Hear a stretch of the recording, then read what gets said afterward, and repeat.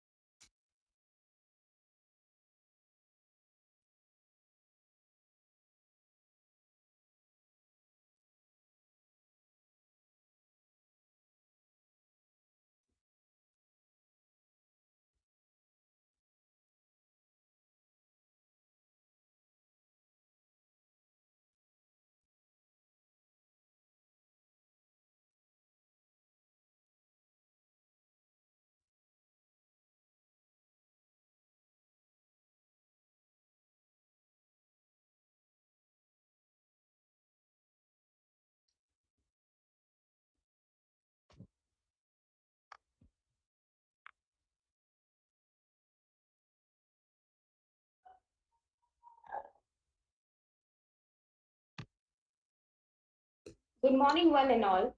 Before we begin, first session of the fourth day of this short-term training program on emerging trends in chemical sciences and its application in environmental engineering, I would like to express my heartfelt gratitude to all of you who sincerely committed to this event to make it a success. This event would have been impossible without the support of each and everyone present here. I welcome you all to yet another interesting session of this program. We have gathered here to discuss a structural functional correlation of unorthodox DNA structure. We have amongst us distinguished guest speaker Dr. Bhaskar, Datta Associate Professor, IIT Gandhinagar, who is highly qualified and possesses vast knowledge and experience in this area. I hope you all find this seminar highly engaging, fruitful, and beneficial for your future venture. Now I would request Dr. Anubha Maheshwari to welcome Dr. Datta. Over to you, ma'am. Thank you, Chandni. I am Dr. Anubha Maheshwari. Welcome the learned speaker today, Dr. Bhaskar Datta, and all the participants in this session of short-term training program. It's my pleasure to introduce the audience with the biodata of today's eminent speaker, Dr. Bhaskar Datta. He is a native of New Delhi. He completed his BSc Honours in Chemistry from St. Stephen's College, University of Delhi, and went on to complete his MSc in Chemistry from IIT Kanpur. He pursued his PhD in Biochemistry from Carnegie Mellon University in Pittsburgh, USA. Then he took postdoctoral fellowship at Georgia Institute of Technology, USA. Thereafter, he had an appointment as assistant professor at Missouri State University in USA. He joined Indian Institute of Technology, Gandhinagar in December of 2011. At IIT Gandhinagar, he is associated with the disciplines of chemistry and biological engineering. His research interest lies in the broad areas of biochemistry and chemical biology. Within these domains, 3 different research themes are being pursued by him. 1, dual targeting of proteins. 2nd, investigation of quadruplex nucleic acids. And 3rd, development of nanobioconstructs. Through their work on novel nanobioconstructs, the group hopes to facilitate applications that can be directly translated to the common end use. It's great, sir. He teaches a range of subjects, including general chemistry, basic and advanced biochemistry, analytical chemistry, and biotechnology at undergraduate and postgraduate levels. He was awarded the Undergraduate Chemical Sciences Teacher Award of Gujarat Sciences Academy for 2017-18. Now I am delighted to invite Dr. Bhaskar Datta for his very informative talk on nanobiocatalyst for sensing and extraction. Over to you, Bhaskar Datta, sir. Thank you. Thank you so much, ma'am. Good morning to all. I hope I'm audible and I hope you can see my screen. Firstly, heartfelt thanks to all the organizers and for the kind introduction to Dr. Maheshwari. Also, thank you to JEC Jabalpur for conducting this wonderful program. I would like to convey my gratitude to the head of department, the patron, and all the organizing committee members for putting together this wonderful opportunity to present some topic that we have been working on for the past few years. And hopefully this will give me an opportunity to shed some light on some emerging trends which cover not just chemical sciences, but applications in environmental sciences and in other domains. So let me start by putting this into a screen.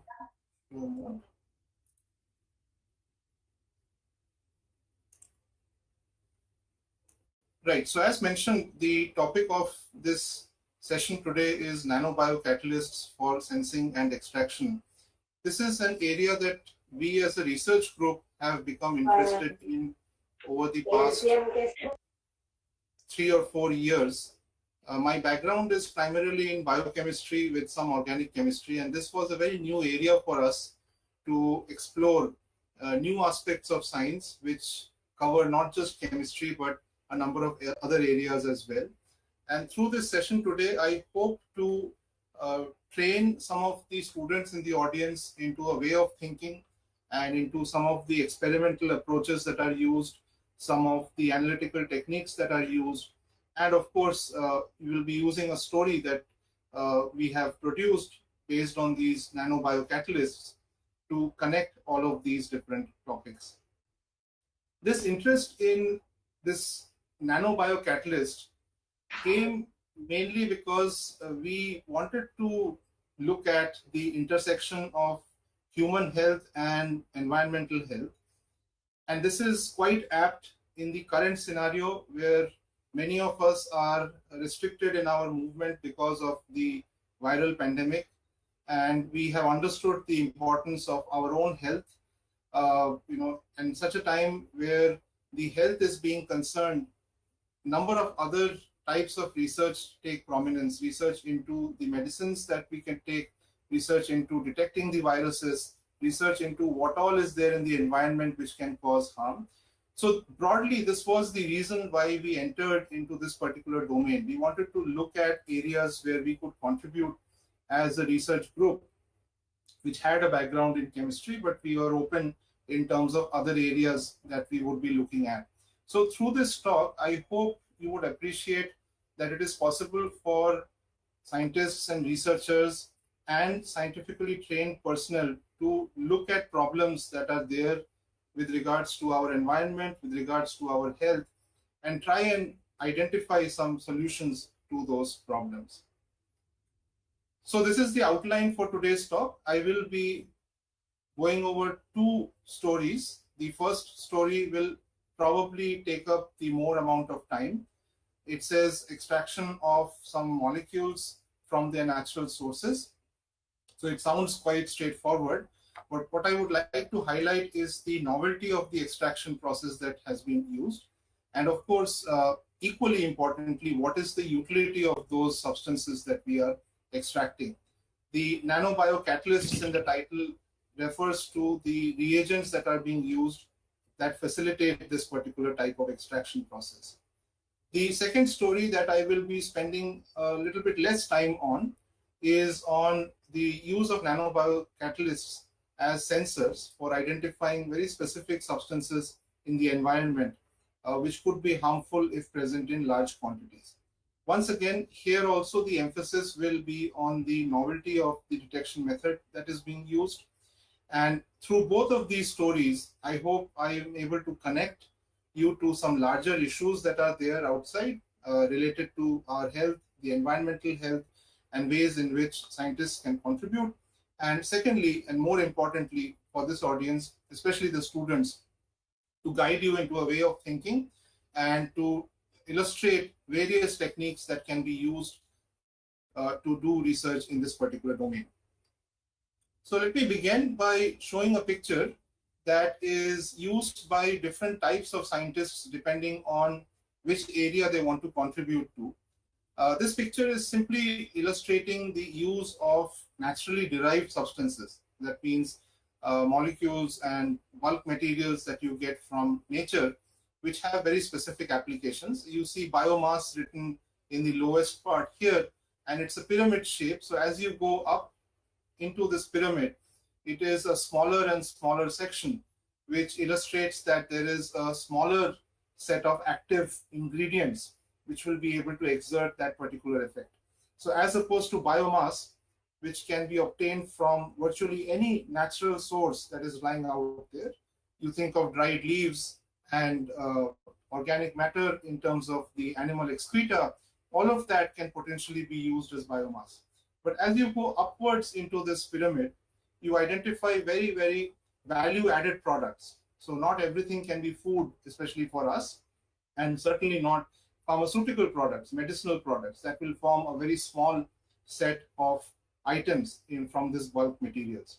So while the volume is higher in terms of materials which could be used for energy or fertilizer use, and more recently the term biofuel has come into prominence, the value addition increases when you go up this pyramid chain, which is not to say that these set of substances are more important than these. That is not what I'm saying. What I'm saying, you will have to do some extra work if you want to take out some materials which are of pharmaceutical importance from these more bulky materials and materials which have less value associated with it, maybe because it is so easily available. So the first part of my talk is going to focus on a few things which can be done or tried out to extract some substances which could form part of this upper pyramid region. That could be part of nutrient value or pharmaceutical value, and that will not be, you can say, easily available if you just relied on the type of food that we eat on a day-to-day basis. So I'll show you several natural products, and I'm sure there are several organic chemists in the audience. You'll realize the interesting nature of these molecules, often complicated by the asymmetry that is present in them. Very unique three-dimensional structures are possible for some of these molecules. These are all molecules from natural sources, and these are all molecules which have a very specific application that they have been found to exert.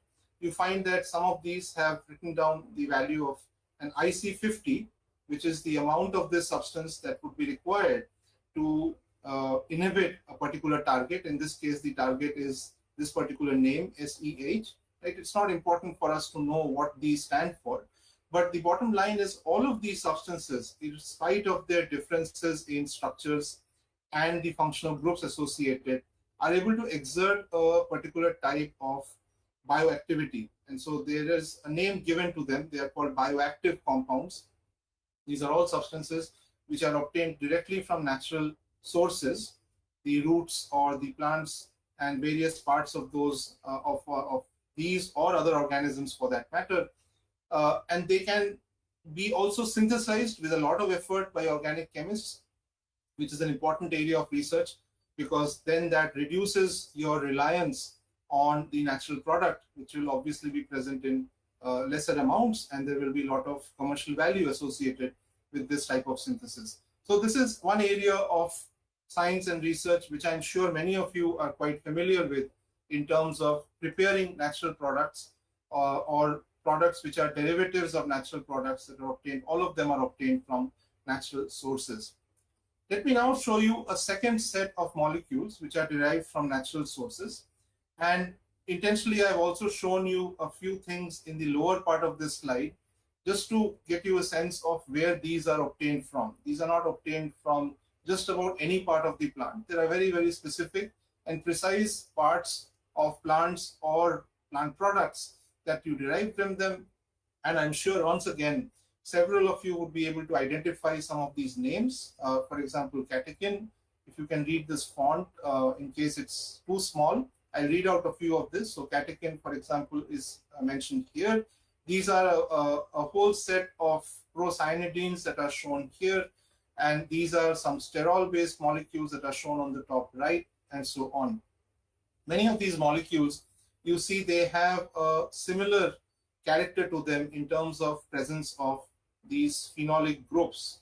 It just so happens that many of them have phenolic groups, but there is a distinctiveness to their function. Some of them bear a very strong amount of color, which adds color to, let us say, the fruits that we consume. Many of them are part of oils that we use for our cooking and that we eat on a regular basis. And these are all molecules that we again call bioactive, not necessarily because they are medicinal in nature, not because they will have a unique medicinal property, but because if you consume them over a long period of time, there are beneficial effects to these. And as you would know, in the traditional Indian knowledge system, a lot of emphasis is placed on this type of diet where you are consuming healthy food, so that several of these types of bioactive compounds are being taken up on a day-to-day basis in enough dosage over a period of time, which could be beneficial for your long-term health. So two types of molecules from natural sources I have shown you. One are compounds which will have a very, very precise or specific target to which you can direct them towards, almost like a medicine, almost like a drug. And the second, what you are seeing right now, these are not really medicines, but taken over a long period of time, they have very beneficial and long-term implications for human health, mostly positive. And therefore, we are suggested to consume many of these food products that you're seeing on your screen right here. So we became interested in this for the following reason. We realized that there are parts of the fruits and vegetables which are able to combine in them many of these natural products, but possibly because of the nature of these coats that are present on the fruits and vegetables, one is not able to extract them out. And so one of the common examples that you see is the orange. And the coat around the orange is very tough. not just in terms of the physical toughness, but also in terms of the biochemical strength that is provided by that coat. It is not paralleled by many other things, so it cannot be penetrated very easily, including by disease agents, by pathogens, and so on. So this outer coat of the cellulose has a very interesting role to play, and it almost traps inside of this coat many interesting compounds, such as oils, that is in this case orange, you see the D-limonene present, and you could also have small amounts of vitamin C, though of course we are told to consume the orange, we are not told to consume the peel, but there are small amounts of vitamin C that you could also get from this particular peel as such. So there were clearly two questions that we wanted to address in a broader perspective. One is, when we are looking at these natural products, natural sources, especially fruits and vegetables that have a tough coat outside of them, can we develop simple processes by which we could release the biochemical substances which are entrapped inside these particular coats? So we are not talking about physically grinding or demolishing and creating a puree into a mixture. We are talking about doing this in a biochemical mode. So you would do a process by which the entrapped substances would get released, and some of those substances would be of use for us and even for commercial value. Of course, the second task would be then for us to specifically pick out substances which we have captured from this broad range of materials which you have released, and depending on your abilities, depending on your instrumental capabilities or the science that has been developed, it is possible for us to capture, right? I've put capture in quotes because that capture does not mean just going in there and physically grabbing it, but using some kind of chemical tricks and tools to try and obtain that substance in high enough amount so that the next purpose can be fulfilled. What is it that you want to use that compound for? That can be fulfilled. This was the initial thought behind our foray into this area of nanobiocatalysts. So it started actually as a very, very simple undergraduate project almost 5 years back. About 2 or 3 of our undergraduate students began working on this project. The project objective was to try and develop some simple processes by which the biochemical entrapped substances could be released at a greater proportion compared to if you were to just physically cut or grind and mechanically create a ground or pulped version of this particular source. So the problem in terms of the biochemistry perspective is the following. We were looking at getting through this particular strong coat, and a large part of this tough coat is made up of polysaccharides, that is small sugar units which are linked to one another. So as a schematic, these sugars are represented as these rings. So please do not confuse these as cyclohexanes. They are not. They are meant to be sugars, so there will be also an oxygen in them. So there will be glucose, and there are other derivatives of glucose or other monosaccharides as well. And we are thinking of processes which can simply cut through this polysaccharide chain and release these sugars. It turns out this is not a very new process at all, for which biological catalysts have been already known. There are biological catalysts which are called enzymes that are known to almost dissolve this coat or cut the bonds and release the sugars, and these sugars can then be used in terms of a biofuel. They can be used for generating energy through fermentation and producing bioethanol, for example. So that procedure or those processes, a lot of research has been done, which gave us confidence because we could then use some of the biological catalysts that had already been worked on for our purpose, which is different, which is not to generate biofuel, but which is to see if we can release entrapped molecules from these coats as such. So the biological catalysts, a quick point, because we are primarily in the domain of chemistry and we want to keep invoking the underlying chemical concepts. The role of the enzymes that are responsible for cutting through the coat is very crucial. It is very important.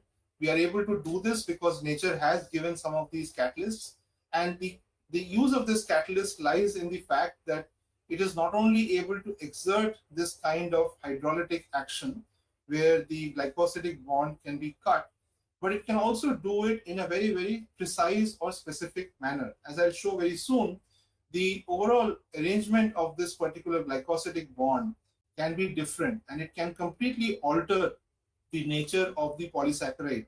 In fact, you could go from one polysaccharide to the other, and the two will have very different physical and chemical behaviors depending on the nature of this glycosidic linkage. So therefore, the type of enzyme or biological catalyst which is deployed for hydrolyzing these chains is quite important. It is certainly not a trivial fashion. Once again, the enzymes that are employed here, they have been known for a long period of time. They are known to release smaller units of the saccharides, whether it is oligosaccharides or the monosaccharides, and very specific enzymes are known, knowledge is available for what could be used to cut through these particular glycosidic bonds.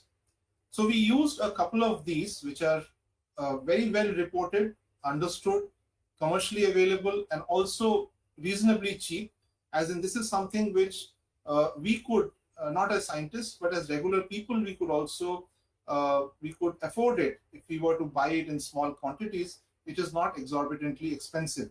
The purpose for which cellulase, and we have also used pectinase, these have a lot of application in the food processing industries because they could be used to cut through such polysaccharides. They could do it in a very precise manner depending on what are the component monosaccharides where they are cutting through. So you could use one type of cellulases to only get glucose as the outcome, and you could use a combination of cellulase and pectinase and various other kinds of enzymes. Some of these names are mentioned here. I'm not going to get into the mechanistic details of these, but one can use a combination of any of these enzymes to get a diversity of products, which means you will get various residues including glucose. You will also get a variety of other residues such as galactose and other glucose derivatives. So bottom line is we already have enzymes available to us through nature which are capable of cutting through very strong polysaccharide linkages. They can also do it in a very precise manner, which means we don't have to worry about them being non-specific in action. They will be reasonably specific in action. And now what needs to be done is to use it in a format which can be readily commercialized, readily translated into a bottom line product, not just of academic research, but also for actually translating this application for the end user. So some of the challenges which have been part of enzyme usage for a very long period of time, one of them is of course the stability and the robustness. As you would imagine, these are biological molecules, so they reside in living systems, and most living organisms have a very narrow range of temperatures and other conditions in which they will survive. Especially higher organisms will have a very narrow range of temperatures. So if you were to take these biological molecules and if you were to put it outside in our, let us say, our field where we reach temperatures of 45, even 50 degrees temperature, they will not survive for too long. So we have to be careful in terms of applying this. They will only be applicable in a narrow range of temperatures. Cost could be a constraint towards use of some of them. We try to address this issue by only going after the enzymes which are significantly cheaper as compared to some of the other enzymes. A few names were shown in the previous slide, which are way more expensive, and so we did not want to use those. And the third and probably the most important part is the reusability. If you were to use a biological catalyst like an enzyme, think of it as a powder form. You dissolve some of it in water or some pH buffer, and you use it in a particular reaction. What do you do at the end of it? You will most likely discard that particular reaction. So you will not be able to reuse the biological catalyst, which has cost some amount of money and it has taken your time to set up that reaction. So reusability becomes a huge problem. If we can address the reusability part, then certainly this overall way of progressing would have a lot of value to it. Not only would we have addressed the cost, but we would also have addressed the long-term benefits of this particular type of application. So the way in which both the cost and the stability or the robustness and the reusability have been addressed in scientific literature is to use this concept of immobilization, which means rather than use the enzyme in a free solution as a free reagent, why don't you try and place it on a support? And that placement could follow a variety of different forms. It could have a variety of different mechanisms. You could have enzymes which are represented here by these green cartoons, which are quite large molecules. These are not small molecules, they are very large molecules. So these large enzymes have been placed on a support, possibly by adsorption, which means just physical interaction between the enzyme and the surface. The simplest surface that you can think of would be a piece of filter paper, would be a paper itself, or a silica layer, for example, or a glass slide. These are the kind of supports which you might want to use as a support for the enzyme. So it literally is a solid support where you are putting your enzyme on it, and that does enhance the enzyme activity to a great extent.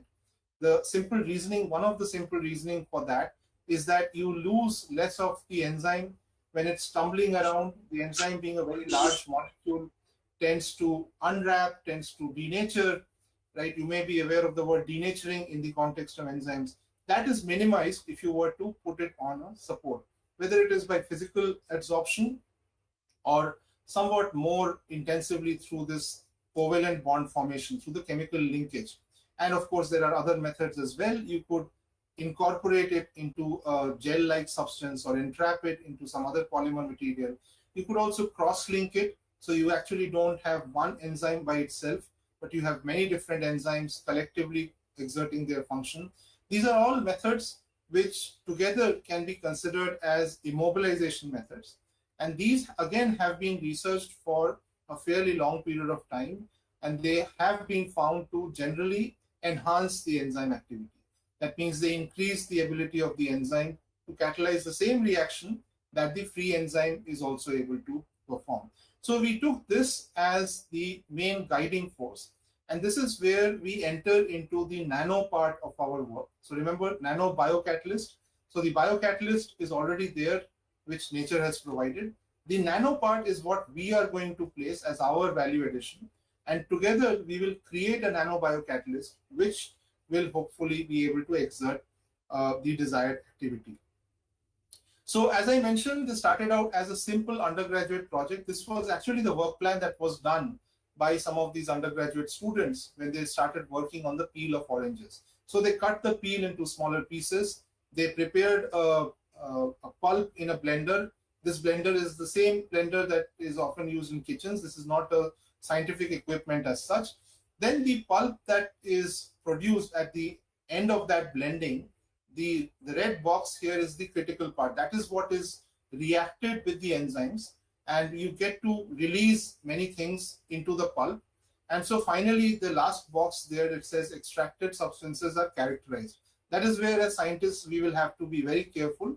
We will have to identify what all we have released and whether or not this procedure that is shown really does anything extra, rather than simply cutting it into pieces or boiling it in water or maybe adding some oil and not doing this step. What is the main value addition that we have done only becomes apparent when we have characterized the extracted substances. So the enzyme that we were using is represented in this cartoon, where the central circle or sphere, that is representative of a nanoparticle, that is representative of a solid supporting substance on which the enzymes will be attached through some chemical linkage. So we are going to do all of this part. Nature has given us the enzyme. What nature has not given us, but we have developed as humans over a period of time, is the ability to identify ways of linking up the biological catalysts with a solid support, which also we can prepare by ourselves. And hopefully at the end, when we use these type of nanobiocatalysts, we are able to generate a specific type of extracted substances. Here you see a test tube which has a color to it. This is just to illustrate that we were hoping we could get out some of the pigments which are part of the peel. We could selectively get those out into our extract at the end.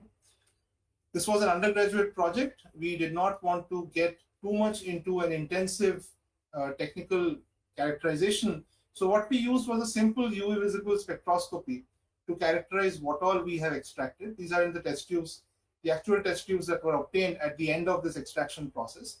And to our great, you can say, delight, we found that when we use our nanobiocatalyst, we actually get a significantly higher amount of this color that is extracted out.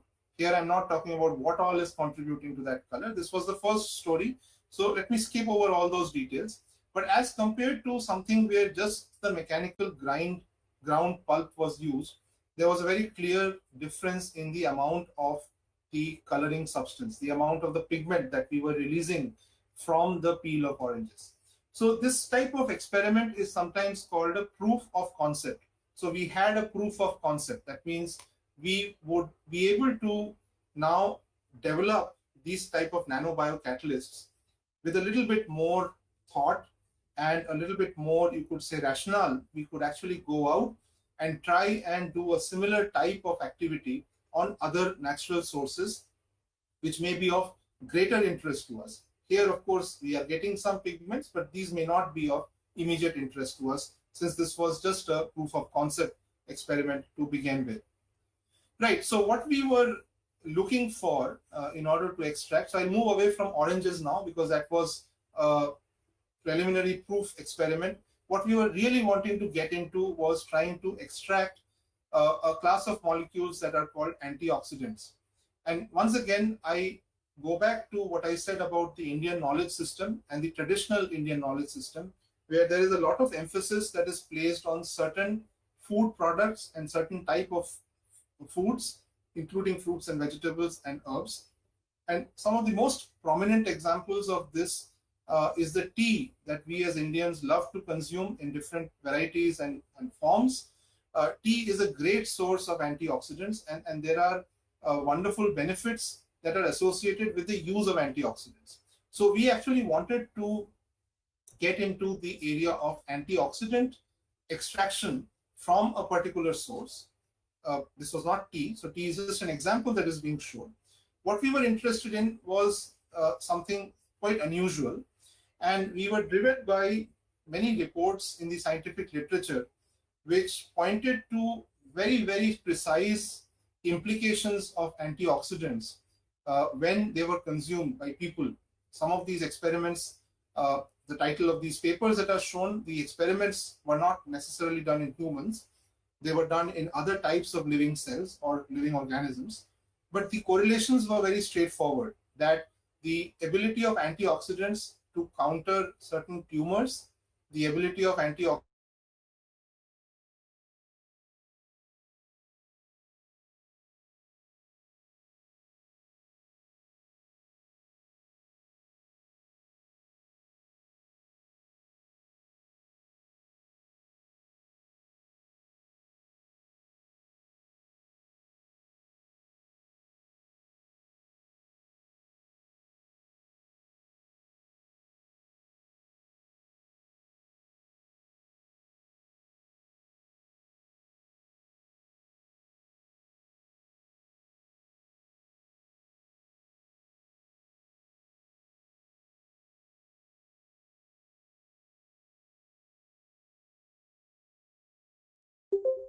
This conference will now be recorded. that antioxidant molecules have.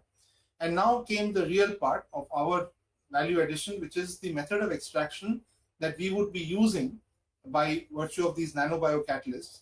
How does that enable us to tap into a specific type of antioxidant molecules? How does that differentiate between the way in which antioxidant molecules can be most easily obtained? Like you can say the brewing of tea, for example. All you have to do is just to add hot water. You don't need nanobiocatalysts for obtaining antioxidants from tea. So what is it that we want to do as value addition in our extraction process, which would give us access to specific type of antioxidants that you may not otherwise have access to? Right, so when scientists develop a certain target, they will always go through a particular work plan, which means they will identify the objectives of the experiments. These are very similar to experiments or objectives that we have learned in our college curriculum and the laboratory classes, we have a well-defined objective. You do the experiment that gives you the result. Here, the only difference is that the overall objective of our work is very, very well defined. The overall objective of our work is written in the title here. It was to prepare a certain kind of nanobiocatalyst. It was to apply those nanobiocatalysts, and it was to characterize the outcome of those nanobiocatalysts. So in this table, I have listed down various steps that we would like to pursue in order to make sure that we have successfully prepared the nanobiocatalyst. We need to verify the preparation of that, which includes identifying the particle sizes. Remember, we are preparing a nanoparticle, so the particle size, the particle composition, the fact that we are attaching a large biomolecule, so the enzyme attachment needs to be confirmed. We will go through an optimization process. This is not a random hit and trial. We will have to go through a logical way by which the conditions can be optimized and the preparation can be optimized. Only then do we get to look into the actual activity of these nanobiocatalysts before getting into something even more value addition like reusability. So the third column here lists down some of the standard experimental techniques that are used, several of which I'm sure students here have seen, they have studied. I'll just give you a flavor of some of these experiments when they are applied towards very precise applications. There will also be one or two instances which will be, you can say, unique types of experiments, such as the name of the assay that is mentioned here, or the application of a particular technique that you may not have realized it can be for a particular type of objective. So to begin with the nanoparticle synthesis. So we wanted to develop nanoparticles. Remember, one of our goals was reusability. And while nanoparticles of different types do have reusability because of just the fact that they are on solid supports, so you can think of developing the solid support which can be pulled out of the reaction after it has happened. At the molecular level, we wanted to ensure we don't have to do it in a bulk scale. So we became interested in the magnetic iron oxide, where you could exert a magnetic field and the magnetic iron oxide nanoparticles would be pulled out. And the magnetic iron oxide nanoparticle would have to enable the chemical linkage of the enzyme combination that we are using. As I said, we wanted to use very reasonably cheap cellulase and pectinase, which is available quite easily, and to chemically attach that to the magnetic iron oxide nanoparticle. What you're seeing in a schematic here are the one or two steps which are required for the attachment of the cellulase and pectinase. We rely on the fact that, so this right here is the nanoparticle that we have developed, and on the nanoparticle we will have these amino groups which can be attached by virtue of a specific type of linking agent. The name will come up very soon, and the specific, that name is not important, but more important is the design that I'm showing you. And these amino groups can then be used once again through another linkage, and they can be attached to an end of the protein. So this part here, you would recognize as an amino acid. This is representative of an end of this or part of this enzyme that is going to be attached to this nanoparticle. So this is here a straightforward representation of the attachment of the nanoparticle to the biological catalyst that we want to use for our application. So as mentioned in the table there, some of the experiments that are commonly used for characterizing these type of substances include XRD. So this is powder XRD pattern, which means you get the X-rays to diffract across from the sample, and depending on the diffraction pattern which is obtained, you can match this particular diffraction pattern with literature values or with the tables of the diffraction of the values, the 2 theta values that is associated with that particular substance. And that can be used to very nicely identify the substance which is present. So confirmation of the iron oxide part, which is primarily Fe3O4 in this case, is obtained by use of the XRD. The XRD does not directly tell us about the magnetic nature. For that, we have to do a separate experiment, which I'm not showing here. But just the fact that you have formed a certain formulation of the iron oxide can be obtained by the XRD. As you would imagine, anytime that you are looking at linkages, one of the best tools available to chemists and to scientists is IR spectroscopy, because that is very precise and able to identify parts of the bonding between the groups that are associated, which you will not see if you do not have these two part of the same complex. You will just not see the IR stretching frequencies of some of these linkage units. So IR is an excellent method of comparison where you can compare the free enzyme from the free nanoparticle construct from the one which has both of them attached together using very specific bands. And some of these I will mention in a later slide. Right now, I'm just showing you a representative experiment to illustrate the use of this particular technique. Okay, microscopy is a method of choice for characterizing nanoparticles and also nanoparticle derivatives, nanoparticles which have something attached to them. So here, two different types of microscopic images are shown. On the top panel, it's showing a transmission electron microscopic image. The left-hand side, it says bare nanoparticles, which means it is just the nanoparticle by itself. Whereas right-hand side, it is the enzyme immobilized nanoparticles. So these are nanoparticles which have the enzyme that is connected to it using the covalent attachment that was shown in the previous slide. The lower picture may be interesting to some of you who may not have seen this type of microscopy before. This is called an atomic force microscopy, and this is really a small section of the substrate of the plate on which the substance has been deposited.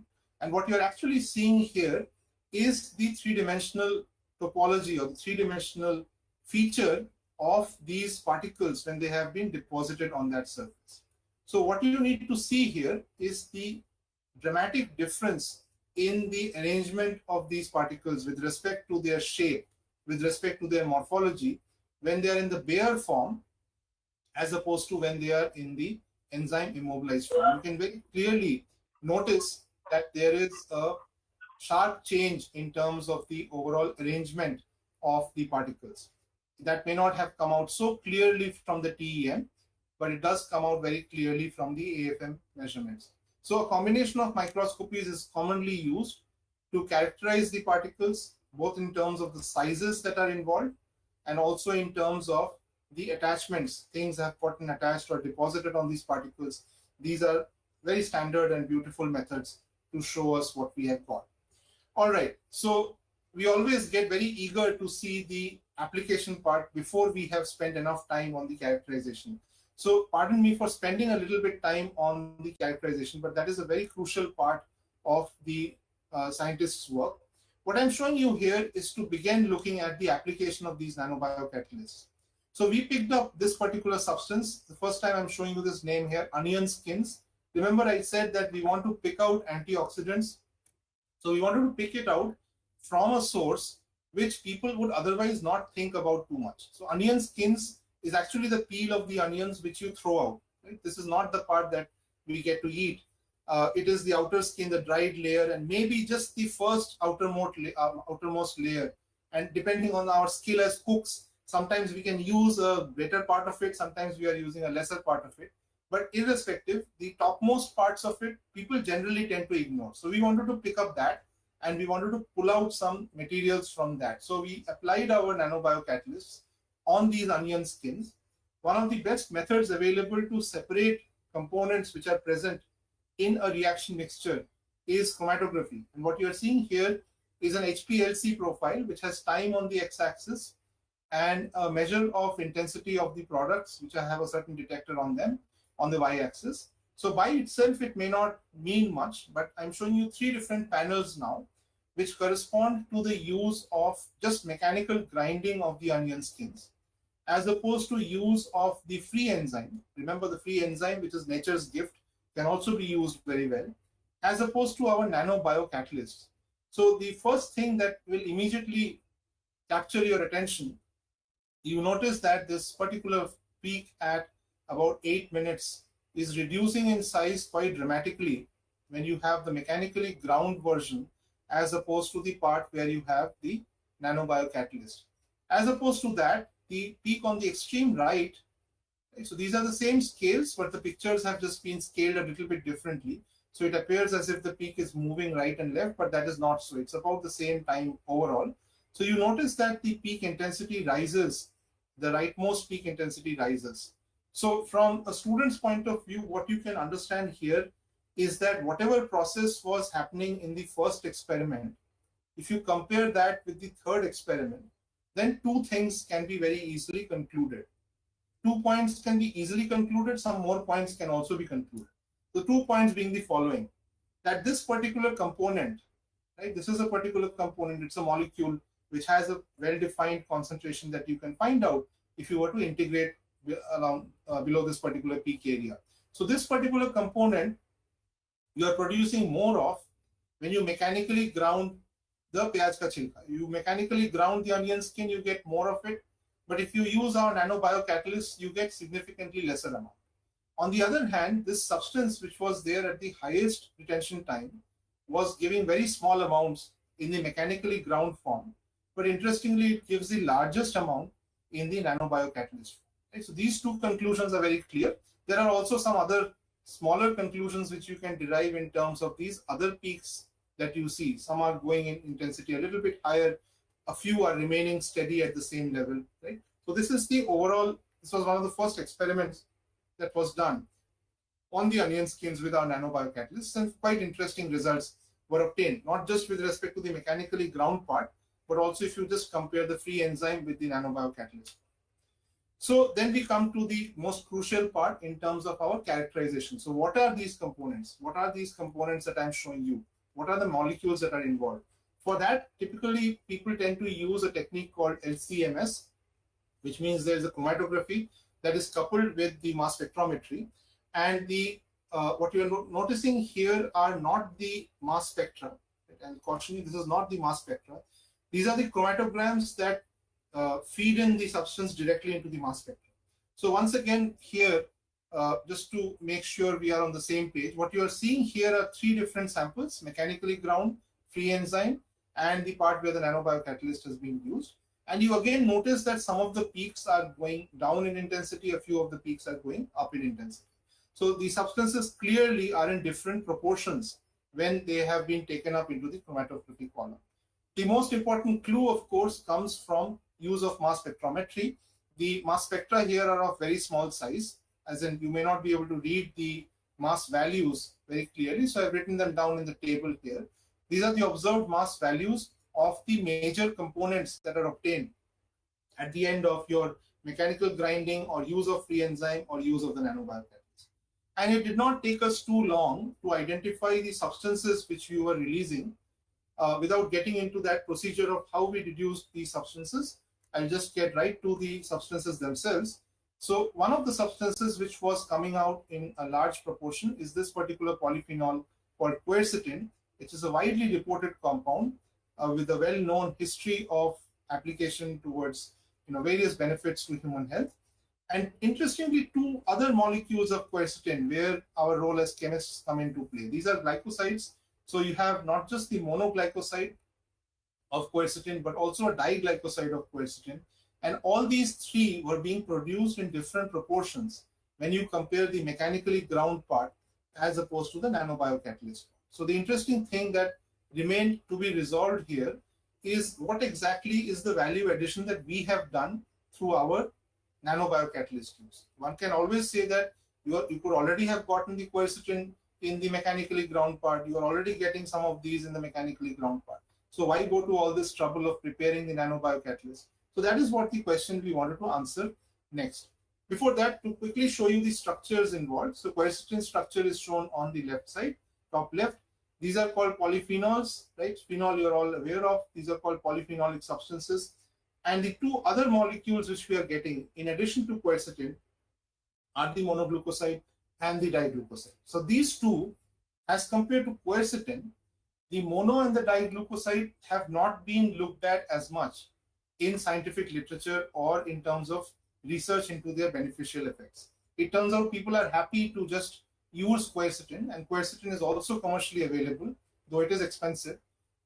It has been researched very widely, not as much attention has been placed on these 2 derivatives. Just to remind you, how is it that we are getting these two? These are quercetin products which are released from the peel, from the onion skin, which means the native form of the quercetin is not the free form. The native form of the quercetin is actually in these glycosidic forms, whether it's a mono or a diglycoside, or maybe even something else. These are really the native forms of the quercetin. What people have looked at for the most part are not the native form. It's just the free quercetin, which is present in a much smaller amount in the onion peels. If you just were to eat it and take it up, a smaller amount of quercetin would be taken up by you, as opposed to the process that we are talking about right now. All right, so we looked at the amount of the polyphenols that were released over a period of time. So once again, our three experiments are compared here. No hydrolysis, which means just the mechanical grinding, so cutting and peeling and all that.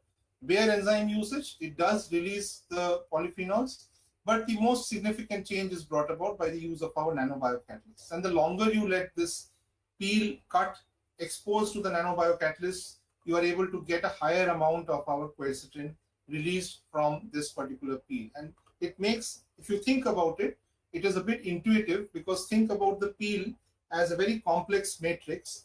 You allow the nanobiocatalysts to reach into various parts of that cut peel, and that will take time. There is a time associated with the ability of the catalyst to actually physically reach into different parts of the peel pulp that you have prepared. And only then will you start releasing the polyphenolic substances that you have from that particular peel product. So this is the free quercetin which is released over a period of time. And we also interestingly found that the proportion of the diglucosides that was released was less, significantly lesser, as compared for the mechanically ground one as compared to the enzyme treated one. So this really formed the most important value addition that we appeared to be doing, which is we were releasing the quercetin in a form which was not the same proportion as if you just did it by mechanical grinding, or even by use of just the enzymes by themselves. So the story so far, just to recap, because I've been speaking for a long time. So we prepared these enzyme immobilized nanoparticles, iron oxide nanoparticles. We did the hydrolysis of the onion skins by making use of the enzymes. The reaction condition was really very simple. This was just water with some buffering material added. So it was not like a typical chemical reaction even. It was almost like cooking that was being done by use of the pulp of the onion peel with the nanobiocatalysts, which could be separated out at the end of the cycle because they were magnetically active. So you can apply a magnet and you can decant out the rest of it. And what we observed was that there was a transformation of the polyphenols that was observed, especially the quercetin that was formed was of a very specific form. It was the free quercetin rather than the glucosidic forms of quercetin, which were released in greater amounts if you were to mechanically grind up the peel. So the questions we still wanted to address next are, do we have an optimum composition of our nanobiocatalysts? Right? Remember, we said that this cannot be a random hit and trial experiment. You have to, once you have some idea about a functional construct, we can then start optimizing what we have. So I'll go through next about the optimization procedure. Second, quite importantly, we need to test the reusability. So unless and until we can prove our reusability, one will always say, why don't you just simply use the enzymes in their native form, in the free reagent form? Why do you have to go through the worry about using the nanobiocatalysts? And the third part, which will come a little bit later, is, okay, you are extracting quercetin. So what is the big deal? How is it going to be useful if you develop this quercetin extraction in a certain way? So this third question I'll take up at the end. I'll go through the first two questions first. So to begin with, the optimum components of the enzyme nanoparticle system. Just to go back, what we are looking at right now is a particular type of nanoparticle. I'll quickly talk about a few of the abbreviations that are used. IONP stands for iron oxide nanoparticles. This is what we had used for our preliminary experiments. I mentioned use of a substance that is commonly applied as a linker. That is the substance here, the aptis, which stands for the aminopropyl triethoxysilane, and that is commonly used to decorate the nanoparticle with the amino groups, which can then be used to connect with the enzyme. The enzyme here is depicted in the form of this small colored segment at the top. And so what we wanted to do was to play around with the linker. Right? So you can go from a linker which has 5 carbons to a linker which has as many as 22 carbons. So you can really change the space that is available between the enzyme and the nanoparticle. Why are we wanting to do this? Because we are trying to optimize and try to get some understanding of these kinds of reagents and whether or not the linkage distance is a factor that can be used for the efficiency of the reagent itself. So the names used here simply refer to enzyme, C5 standing for the linker, so C6, C14, C22, followed by IOMNPs, which stands for the iron oxide magnetic nanoparticles, because that is the first type of nanoparticle that we use.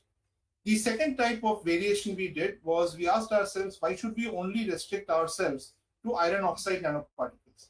Yes, we do want to exploit the magnetic behavior, but why can't we think about using the iron oxide nanoparticles that have, say, a silica coating around them? This is what it means to have silica coating around the iron oxide nanoparticles. This is the iron oxide nanoparticles which have a chitosan coating around them. C stands for chitosan. And so here again, we have a nomenclature which refers to enzyme, the linker used, and the surface coating. So all of these you see a C5. So what we did was we actually optimized this experiment first. And naturally, this also already tells you what we found to be the optimum size. So we used that optimum linker size, and then we played around with the coating on the nanoparticle, and we examined chitosan, silica, and so on. So altogether, 4 of these combinations were used just to see the relative efficiencies of each of these towards the hydrolysis of the onion peel and the release of the polyphenol substances. So this was the optimization design.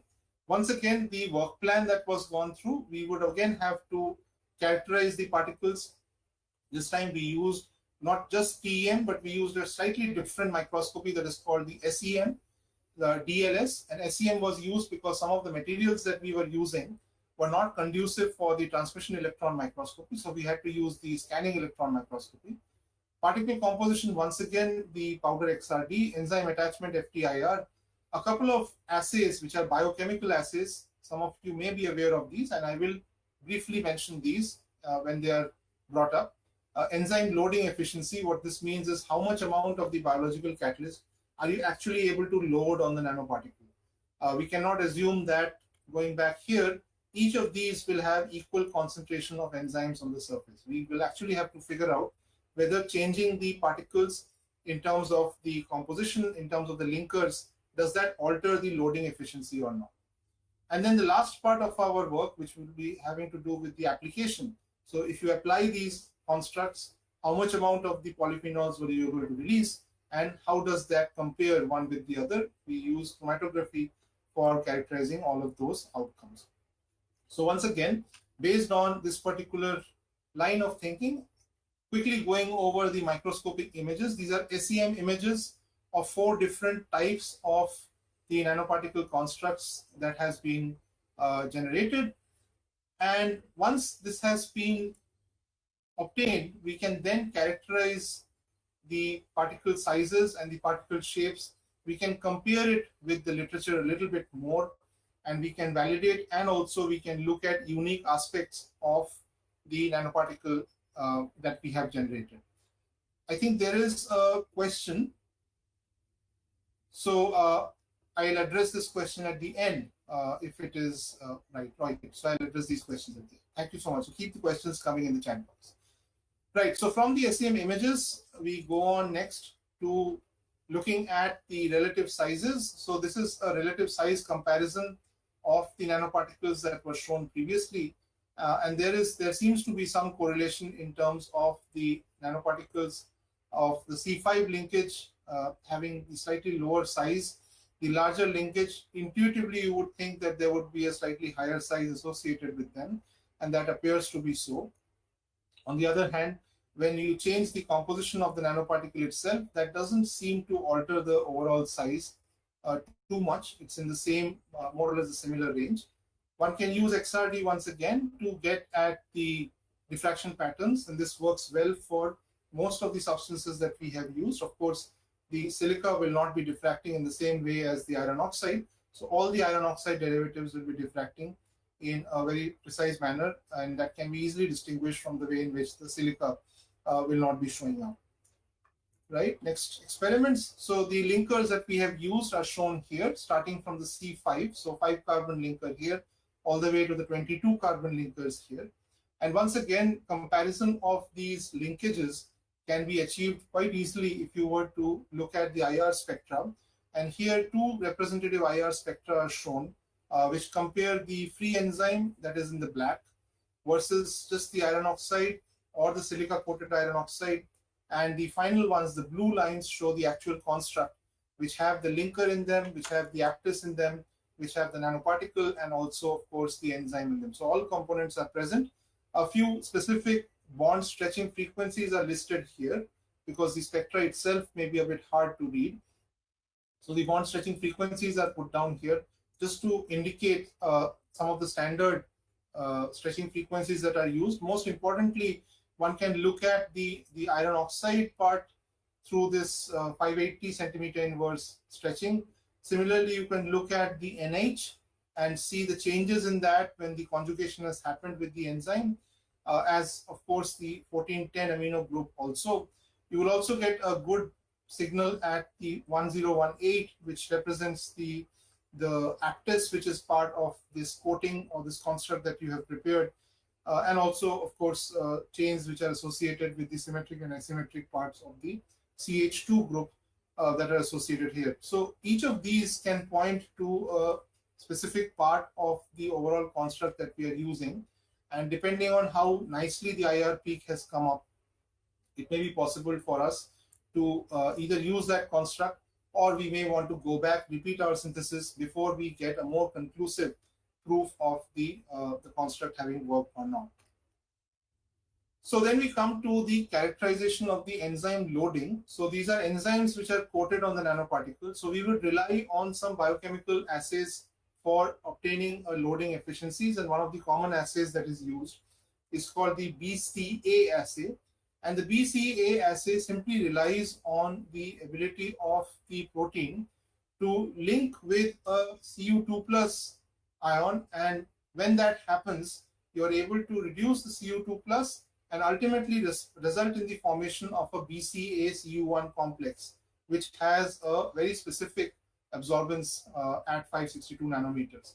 So you can use the absorbance at 562 nanometers to correlate it to the amount of protein that is present in your particular sample. And this protein here, in our case, is decorated on the surface of nanoparticles. So the way this assay would work is you will take a batch of the nanoparticles, you would measure it, you would then perform the BCA assay, you would record the absorbance, and based on the absorbance values that you get with some standards of the free enzymes, you could then draw a correlation about the amount of the free protein, or rather the amount of protein which is immobilized on the nanoparticle. So we find that the loading efficiencies of the protein on the different nano constructs that we have prepared, these are the constructs which are all of the iron oxide magnetic nanoparticles with different linker lengths. There is some variation with the C6 having a slightly lower, you could say, loading efficiency, but it is not a huge drop. More or less, they record about the same loading efficiencies. So clearly, the linker length by itself is not driving too much of the loading efficiency. Some of the, you can say, other factors might be playing a role. And to do that, we compared the loading efficiencies across the nanoparticle composition. Here also, we find that while the silica-coated iron oxide nanoparticle did not do as well in terms of the loading efficiencies, the chitosan-coated C5 linker-bearing iron oxide nanoparticle did perform the best in terms of the loading efficiencies. So these are all repeat experiments, and what you are seeing as the error bars here represent the standard deviation of those multiple measurements, and the mean of that measurement is usually recorded in these bar graphs. So the mean and the standard deviation are both fulfilling the, you can say, the requirement that this is reasonably good as the optimum composition of the nano construct. And so the optimum composition comes out to be the chitosan coated iron oxide magnetic nanoparticles, which have a C5 linker on them. That appears to have a very good loading efficiency, and we can always test this and figure out whether this will be effective or not towards the releasing of the polyphenols from the onion skin. Right, the catalytic activity of the enzyme nanoparticle constructs, we can also measure the catalytic activity not just by the amount of the peel hydrolysis that has happened, but also by use of this particular type of reaction, which is called the DNS assay, standing for dinitrosalicylic acid. This is a very interesting assay. It is an indirect assay, but it's an interesting assay because what it does is it makes use of the reducing power of the sugars that you are releasing when you are hydrolyzing the peel. Remember, there are polysaccharides, which we said we are going after, we are cutting those, and we are releasing sugars. And depending on how much of equivalents of sugars you have released, you will either get a high reduction power in your experiment, or you'll not get as much reducing power in your experiment. So depending on that, you will be able to convert this 3,5-dinitrosalicylic acid into the orange-red version of the compound, and that can then be used to correlate to the amount of the hydrolysis that has happened. So the catalysis of the enzyme nanoparticle in this case is really being measured on a direct level, though the assay itself is not taking up the molecules directly. It is sort of an indirect indirect assay that is being used. So we find once again that by use of this DNS assay, the C5 linker bearing construct does seem to outperform some of the other constructs by using the DNS assay. We similarly find that the chitosan coated C5 iron oxide nanoparticle construct does seem to do very well in terms of the DNS assay, suggesting that this could be the construct of choice. This could be the construct that we use for our subsequent experiments and for our further studies. As biochemists, we are usually also interested in looking at the parameters of catalysis which the enzyme is performing. And over here, the two most important parameters for biochemists are shown, that is the Km and the Vmax values. And I'll not get into the numbers, but we find out these numbers, one, to compare them with the literature values, which means what is the values or the range of values which are commonly observed for these enzymes. And secondly, also to see whether there are any trends within these constructs that we are using. So we can compare free cellulase, for example, versus the cellulase which is coated on the chitosan coated iron oxide nanoparticle, and we can determine the Km and the Vmax values for both of these pairs as such. We do find that the Vmax values rises quite a bit when we have the enzyme nanoparticle construct as opposed to the free enzyme. The Km value does take a small hit, but it is more than compensated by the Vmax values by these constructs as such. Right, getting back to the key part of our application, which was the application on the onion peel. So over here, the comparison is on panel A, which is no enzymatic treatment has been done, as opposed to panel B, where the treatment has been done by using our optimized nanoparticle enzyme construct. And we do very clearly see the dramatic increase in the component at the highest retention time, as opposed to the decrease in the component at the lower retention time. And these components were then taken through mass spectrometry. Each of these was identified very clearly. The one that is obtained at the highest retention time is the free quercetin, whereas the glycosides that are formed, the mono or the diglucosides, those are present at the lower retention time.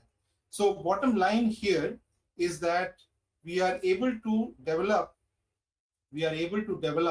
a system which generates the free form of the quercetin in significantly higher proportion as opposed to when we do not do any enzyme treatment. When we just do mechanical grinding or even with free enzyme treatment, the nanobiocatalyst treated mixture produces far more amount of the free quercetin product. So the comparison of the free quercetin released was compared, and as you can see, as opposed to no enzymes, when we use our construct, you get a significantly higher amount of that release. And interestingly enough, there seems to be a strong correlation between the constructs that we have used and the ability of those constructs to hydrolyze the peel and release the quercetin. So The longest linker 1 appears to be the lowest or the poorest performer in terms of hydrolyzing the peel and releasing the quercetin. Naturally, this is the one that we would be wanting to use for our applications. The chitosan coated iron oxide nanoparticle with the C5 linker does seem to give very good values in terms of the amount of quercetin that is being released, and we persisted with this for the remainder of our study. We also, as scientists, will have to take care of control experiments. So very quickly, I'll show you one particular control experiment.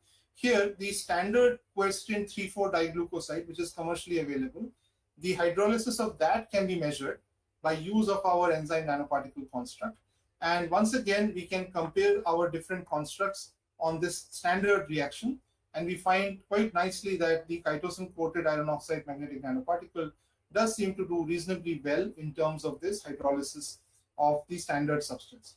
Interestingly, as you can see, the free enzyme is also able to do a reasonably good job of this hydrolysis. But as I had mentioned, in the actual peel, this is the standard substance. In the actual peel, the free enzyme does not do as well.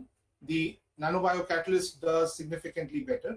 And most importantly, this final figure that you are seeing here is the reusability. So across different cycles, if you were to apply a magnetic field, decant out the nanobiocatalyst, have a fresh batch of the reaction, apply it, compare the amount of quercetin that was being released. Interestingly enough, you find that there is a very strong amount of reusability which is associated with these nanobiocatalysts. So our primary goal of not only producing a unique substance from the mixture when we are applying our nanobiocatalyst, but also being able to reuse it, both of our objectives are fulfilled at this point. So the story so far is that the optimization of the linker length, the nanoparticle composition in terms of both the nanoparticle identity and also the coating that is being used on the surface, and the implication in terms of the hydrolysis of onion peels, all of that has been studied. The reusability part has been looked at across multiple cycles of extraction. That seems to be fulfilled. So which brings me to the third question now, which is also not a trivial question. We have gone to so much trouble of applying these nanoparticles on a particular natural source. We seem to be getting more of one particular type of substance as opposed to the mechanically ground or even the free enzyme treated species. But what are these polyphenols going to be useful for? Right? So what are these quercetin-rich extract that we are generating? What could it be useful for? For this third part, we looked at a lot of literature, and polyphenols, as was already mentioned, they have very strong preventive effects towards a variety of disease conditions. One particular point that we were especially interested in was in terms of their treatment of what are known as the amyloidogenic diseases or neurodegenerative diseases. So common names for these include Alzheimer's and Parkinson's are two of the most common names. And quercetin, in fact, has already been reported to show a very nice effect in neurons against this particular type of protein called A beta, which is commonly associated with the Parkinson's disease, where the agglomeration of the A beta is associated with the onset of the disease itself. So this is from a previous report by a different group, which found that the application of quercetin was able to revive the cells, which would otherwise not be able to do well in the presence of this A beta as such. So our interest here took a slightly different turn. This work was done in collaboration with a group at IIT Gandhinagar that works on Alzheimer's disease.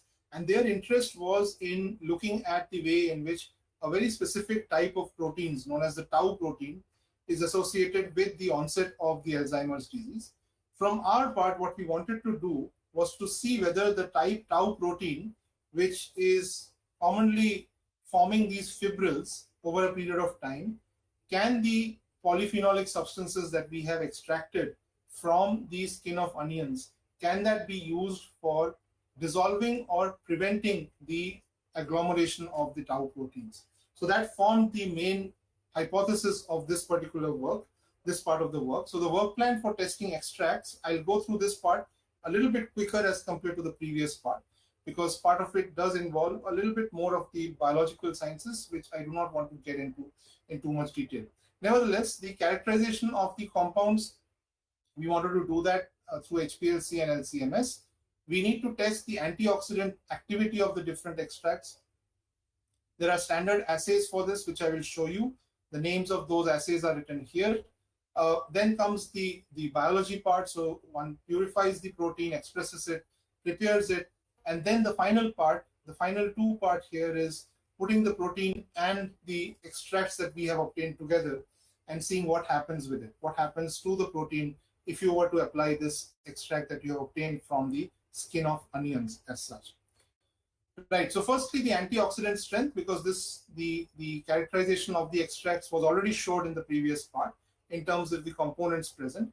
A very quick note about the antioxidant strength. So the antioxidant behavior of compounds can be most easily measured by use of these well-defined assays called, one of them is the DPPH assay. There's another one that is the HRP assay. The DPPH assay works on a very simple principle. If there are the oxidants present, then the DPPH will be able to trap that and it will form this colored molecule. So depending on the concentration of the colored substance that you generate, you can easily correlate it to the amount of the antioxidant that is present in your sample. And when we do that, we find that in our case, the nanobiocatalyst treated onion peel was able to generate a higher amount of the antioxidant behavior as opposed to, you can say, the one where you could not have applied the nanobiocatalyst. So as opposed to the MNP enzyme treated one, you see that significantly greater antioxidant behavior is seen because the polyphenols that are extracted are able to quench this reaction significantly more as opposed to the extract only. And this is to be compared with the DPPH alone, which does not have any antioxidants in it. So the decrease in this absorbance clearly shows that the extracts that you have produced have a lot of antioxidants in them. They are able to scavenge the oxidation reaction that is going on, and that ultimately results in the reduction in the absorbance of the indicator molecule. So we find out that the extracts that we have got are richer in terms of the quercetin. The light green here has been obtained with the nanobiocatalyst. The antioxidant property of quercetin is significantly more as compared to the diglucoside. This result has been known from before. But more interestingly enough, the antioxidant property that is associated with our extracts is quite good when we compare it with the Bayer activity, with the Bayer enzymes as such. The second assay that we have performed is the HRP H2O2 assay. And here, once again, this is a method of trapping the amount of oxidants which might be present in the reaction mixture.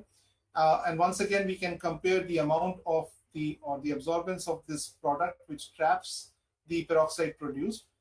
Comparison of these shows us that the enzyme MNP, the nanobiocatalyst, does seem to be a superior antioxidant generating substance as opposed to the Bayer enzyme, and of course opposed to no hydrolysis whatsoever. So clearly these results show that the antioxidant property of the extract is highest when we have applied the nanobiocatalysts to them. So finally I come to the in vitro and the in vivo part of the application of our extracts onto tau fibrils. In these pictures, what you need to pay attention to, these are fluorescence microscope images.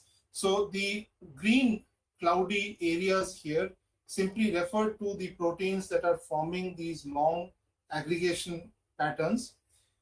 And when quercetin is applied, eventually you do not see much of that aggregation behavior. You're able to resolve and reduce significantly the aggregation that the protein is able to exert at that particular point of time. This effect is also very dramatically seen in the microscopic images of AFM. You compare panel A, which is just the protein by itself taken up in a buffer, and compared to that, if you compare panel D here, which is when the quercetin-rich extract has been applied, which has been obtained by the use of nanobiocatalysts, you see the sharp reduction in the sizes of the protein fibrils that you obtain. Right, so in terms of summary and conclusions of this first part, as I said, we spent most amount of time on the first part. So there were clearly two parts of this story that I want to just go over once again and highlight.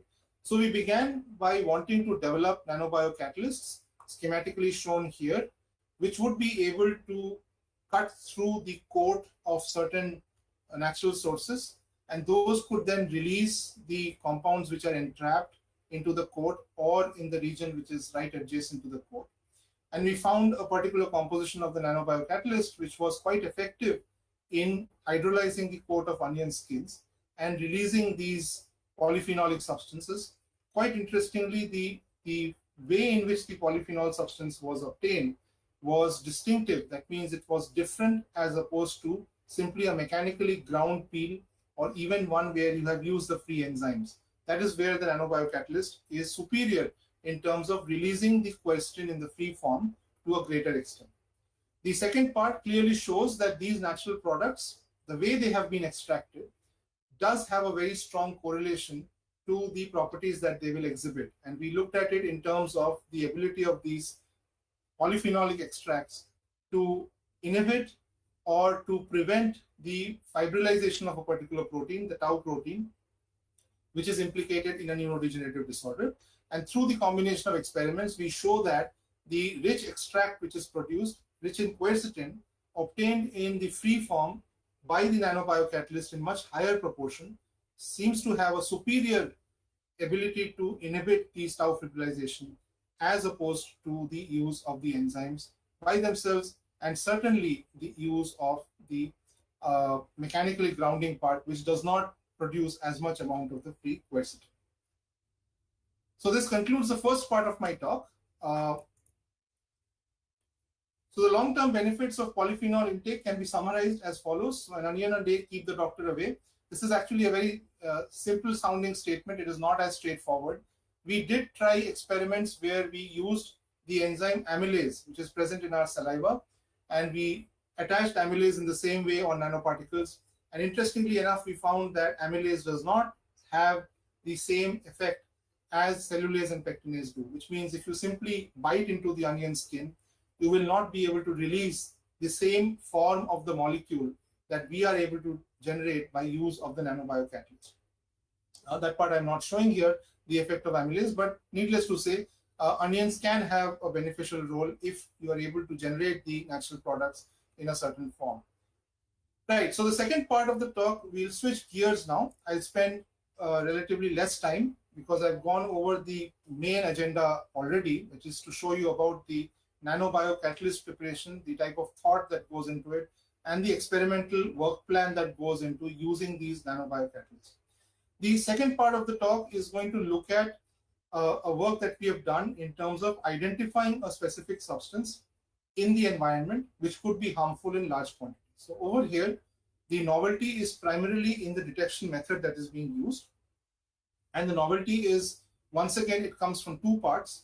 There is once again the use of a biological catalyst, an enzyme, which is nature's gift to us. But really the way in which it has been exploited is by attaching it to a specific nanoparticle and by rendering properties of reusability, of greater robustness, and of the larger shelf life. Okay, I'm sure some of you may be familiar with these names. A year back, and in India at least about a year back, there was a lot of word about this particular agent called Roundup. Roundup is one of the most commonly used herbicides in the whole world. And Monsanto is an agri company, an agri major, which produces Roundup. Roundup is actually the commercial name for a chemical that is known as glyphosate.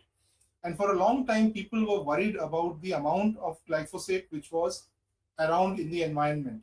Though initial studies had suggested that the amount of glyphosate will not cause harm if it is present in small quantities, the way in which the Roundup was being used globally suggested that the amount of glyphosate in the environment may cause problems for us in the long run. And Monsanto, most recently, over the last couple of years, it has lost several lawsuits. It has paid a huge amount of money because it has had to admit that, yes, there are damages that can be associated with the use of glyphosate on such a large scale. So we were interested in a way by which the glyphosate could be detected in ready samples, say it's a fruit sample, say it's a raw fruit or vegetable that you've got, and you want to identify how much amount of glyphosate is either sticking to the surface or in some way has gotten part of this particular natural source. So the glyphosate detection has for long been a fairly challenging area of research because of all of these reasons. It has a relatively low molecular weight. I'll show you the molecular formula very soon. It has a very high water solubility, which means it can get flushed into the water stream very easily. While you might think that that is a good thing, that is over a period of time it's going to cause problems because even the water level will start having high amounts of glyphosate. So the most sophisticated methods of glyphosate detection rely on methods by which the glyphosate as a compound is first converted into something else. It is first derivatized, and thereafter a very precise instrumental technique is used. So what you are seeing here in this table lists different methods by which glyphosate can be detected, but all of these almost rely on the derivatization. That means you convert chemically glyphosate into something first, and then you can do chromatography, you can do LCMS, and the most sophisticated methods, of course, proton NMR and 31-phosphorus NMR. These will not be accessible to the large section of people who want to do a testing of glyphosate on a day-to-day basis. There were some enzyme-related methods of glyphosate detection, but these methods were based on inhibition of the enzyme. That means if glyphosate is present, then they block this particular enzyme, and therefore there is the likelihood of several things that could block the enzyme at the same time, giving rise to false positives. And that is why this method has not been as successful as one would have expected it to. So what we were interested in looking at, this is the molecular structure of glyphosate. It is an amino acid derivative. And we were interested in some early reports, early as in quite long back reports, which looked at the conversion of this amino acid, more precisely you can say oxidative degradation of this type of amino acid derivative into smaller units. There was some prior literature that we looked at where amino acid derivatives were broken down, and the way they were broken down were by use of a redox cycle, which ultimately links it to the enzyme lactase. The enzyme lactase is a very well-known enzyme in the field of dye chemistry, in the field of trying to decontaminate dyes, oxidizing aromatics, oxidizing substances which have phenolic groups on them. Lactase is a very strong favorite of that type. What lactase is not known of as much is what I'm showing here. For lactase to be used to convert a substance which does not have a phenolic group and does not have strong aromatic or chromogenic substrates is something that lactase had not been used previously. So in the first part of our work, what we did was to develop the way by which lactase could possibly be used to convert glyphosate into smaller products. And at the same time, we could be able to have a colorimetric response with respect to the lactase action. So I'll not get into the details of this first part where the lactase activity was optimized. I'll directly come to the result that was obtained, where in the presence of small amounts of the glyphosate, when lactase was used in the presence of a very specific mediator, the mediator meaning this particular compound, which is acting as the electron shuttle between the enzyme and the substrate, we do find that there is a color intensity which is growing as we have higher amounts of lactase, higher amounts of glyphosate that is present. So the higher amount of glyphosate, if you use lactase in this particular format, you can generate a color, and that color could indicate the presence of small amounts of the herbicide. This conference will So now be we wanted recorded. to use this in the format that is shown in the lower part of this screen. We wanted to use it as a nanobiocatalyst, which could be applied combined with the mediator solution, which could be applied directly on the sample. So this tap here represents not just water from the tap, but it could be washing of the fruit or vegetable, right? So you take some fruits, you wash it, you take the water that is left behind, and you do your test on that water to see the residual levels of glyphosate that are present in that particular solution. That is the format that we wanted to follow, because at the end what we are getting is a nice colorimetric response, a nice response of color which corresponds to the amount of the herbicide that is present. So the work plan is shown here is very similar to the work plans that you have seen before.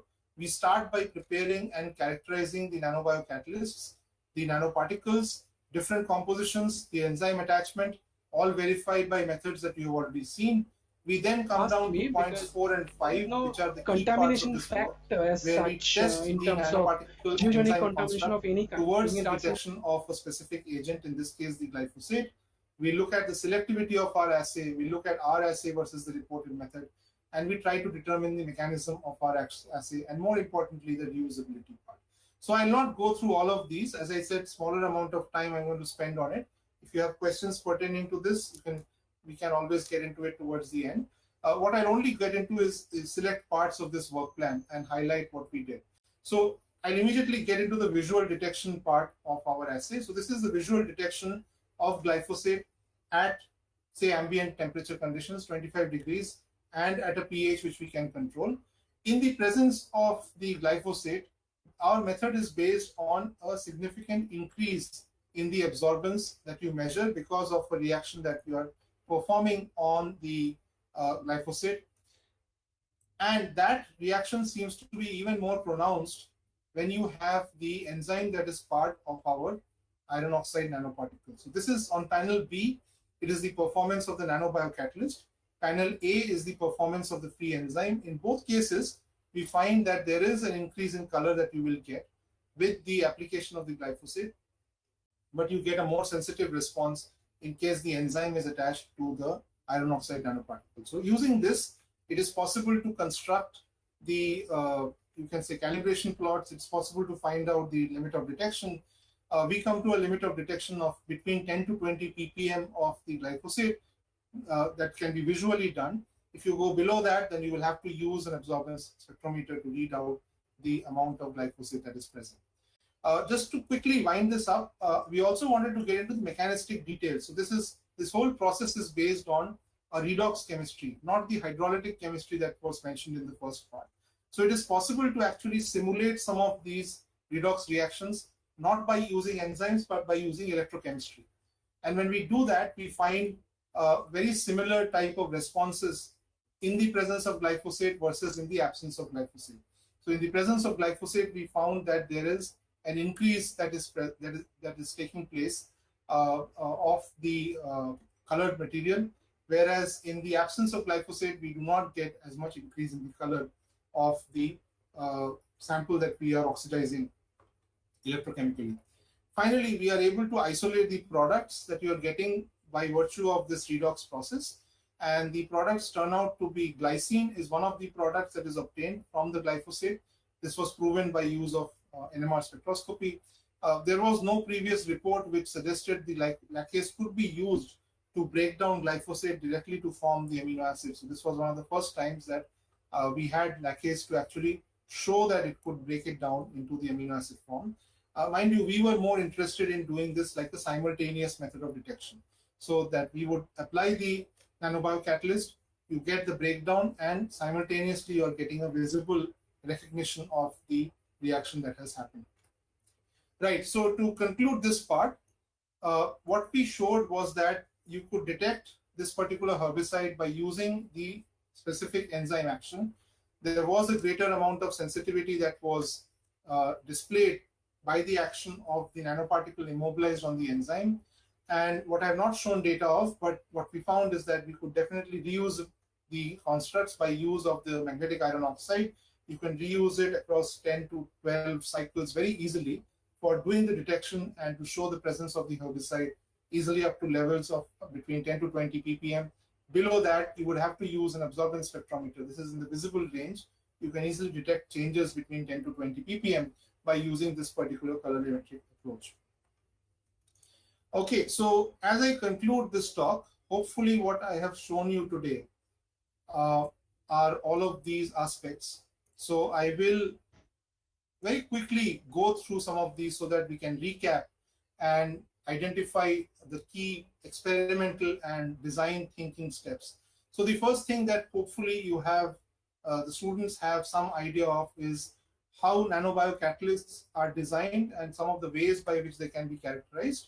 The experimental techniques involved, especially the microscopic methods, the powder diffraction methods, and so on. In our work, we based our work essentially on the hydrolysis of what is called biomass. But we were not interested in the production of fuel. We were not interested in energy. We were more interested in specific type of molecules that would be obtained. So the distinctive natural products, in our case, which turned out to be the free form of quercetin, as opposed to a quercetin which is either present as a monoglucoside or a diglucoside, that is something which we were successfully able to develop. We were also able to optimize the nanobiocatalyst further. This is something which is often overlooked because you get a good result with one particular type of construct. You will have to address whether all the varieties have been optimized or not. And for that reason, the optimization here was very important. What I've shown you in the last part, though very quickly, is the fact that similar types of nanobiocatalysts can be used for sensing application. Here we were using it for sensing a particular herbicide which is present in the environment called glyphosate, which has turned out to be a major issue in recent years. But bottom line, in all of the work that was shown, hopefully you could get an appreciation of the ease of use, the fact that these are ultimately solid substances which you can very easily use in a reaction mixture or in a pot, and you can separate it out. There is reusability which you could do. And at the end of the day, you are using nature's catalyst. So you are not using something which is by itself harmful, which is often a problem with the man-made catalysts. And so overall, this is an attempt to use nanobiocatalysts in a format that could be directly used for applications that would benefit people. So with that, I'd like to thank you all for your kind attention. Once again, thanks to the organizers for their kind invitation. Much of the work that I've showed you today was performed by Sanjay, who's shown here.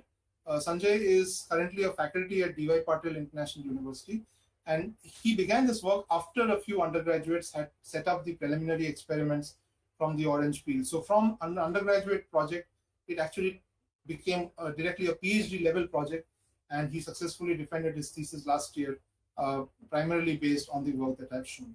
So thank you once again. I'll be happy to answer any questions that you have. I see that there are many questions that have already been put here. So I'm going to stop and I'll let the organizers take over and see what format I would answer these questions. Thank you so much.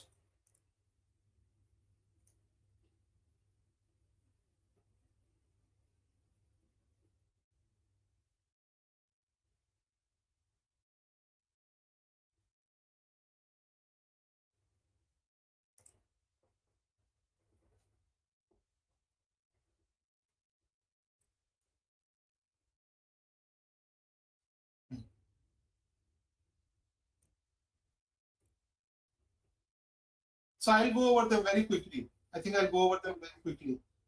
Sure. So this is Minansi's question. She has asked, is immobilization process has been used for enhancing enzymes activity and stability in aqueous, non-aqueous media? No, we have not worked in non-aqueous media, Minansi. Our whole point was to use them as close as possible to a real setting, which may even be like you can think of a small rural community which uses some of these reagents only, and there is no other requirement of any other reagent. So just use water, mix it with the other natural source, use a magnet, decant it, whatever is generated at the end, depending on the value of that, could even be commercialized. That is the thinking behind it. So no non-aqueous media at all. It's completely aqueous media. So in fact, we do not even think of it as aqueous, non-aqueous media. It's only water that we are looking at. Okay, that was a good question. What is the appropriate ratio of biomaterial and magnetic material selected for best results? This is a very nice question. I will tell you that we did try to look at it from a theoretical modeling point of view. It is very difficult to do this type of prediction, and I can't give you one answer to it. Appropriate ratio of the biomaterial, which is the enzyme in this case, and the magnetic material. A lot of it, we find, depends on two factors. There's two factors. One factor is what is the core material that you are using as the nanoparticle. That dictates a lot of the physicochemical properties. because that can dictate how much size range you can cover. It can dictate the surface chemistry that you can exert, the surface charges that you can exert, and therefore the interaction of the biomolecule.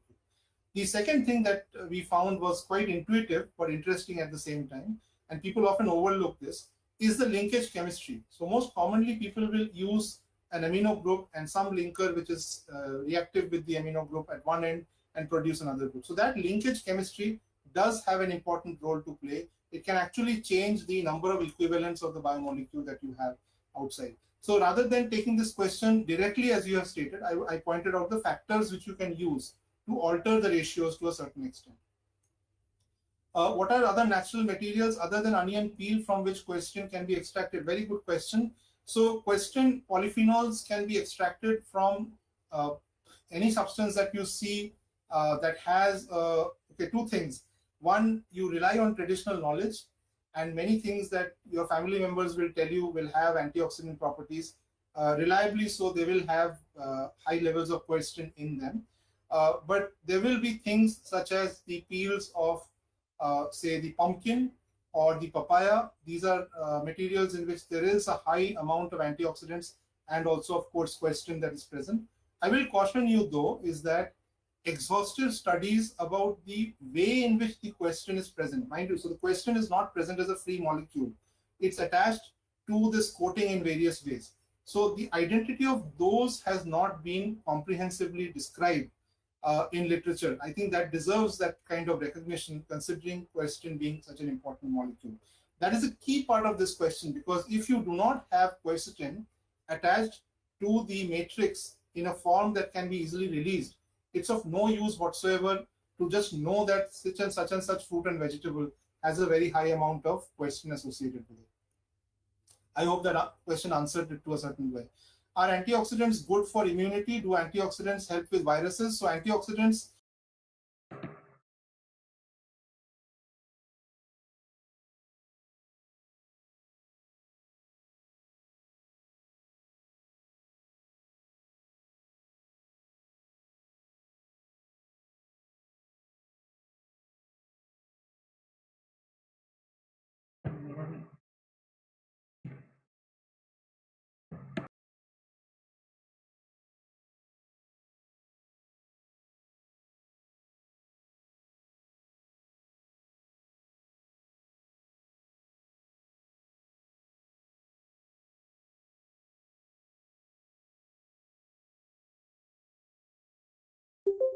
This conference will now be recorded. what type of column are you using? And some things are more conducive to GC, gas chromatography, or HPLC. What type of mass spectrometric technique are you using? Those are the only smaller differences that is used. What is the function of tau fibril in brain? So the function of tau, it is not very clear. Many of these neurodegenerative proteins, what is the function of the native protein itself is not known excessively. What is known is from a phenomenon-based point of view, that when there is fibrillation that happens, that generally leads to the onset of the disease condition. So it is more like a, you can say the cause and effect are not to be confused. So the causes of tau fibrillation are not clear, but the fact that tau fibrillation can cause a disease condition, that part has a lot of validity to it. What is the safe level of glyphosate in the food? Very good question. So the regulatory levels generally point to about 2 ppm. 2 ppm is a very high level of glyphosate. For a longest period of time, glyphosate was thought to not be a very persistent material, and that is true. It does not persist for a very long period of time. But considering the bulk of glyphosate that is used, there are many parts, even in India, where the native level of glyphosate, residual level of glyphosate in the soil may rise up to a level which is much, much more than 2 ppm. So you're easily looking at levels closer to 100 ppm, where it is going to be extremely harmful. Any safe alternative herbicide instead of glyphosate? The short answer to this is no. Glyphosate is a very broadband herbicide, which means it can kill a variety of herbs which would otherwise, or shrubs which would otherwise damage your plant, because the way in which glyphosate acts is it blocks a very critical biosynthetic pathway in the plants, in the harmful plants, and then that kills it off, and that cannot be achieved by another alternative. The only other alternative is to not use glyphosate at all and to use better farming practices and just try to separate out the pure material that you get.